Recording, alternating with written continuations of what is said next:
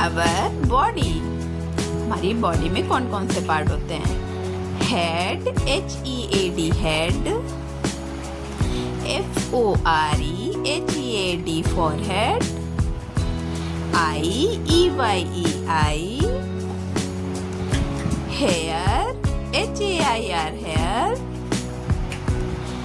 NOSE nose, CHEE cheek, MOUTH mouth, NECK neck, shoulder, SHOULDER shoulder, chest, CHEST chest, elbow, ELBOW elbow, stomach, STOMACH stomach, HAND hand, KNEE knee,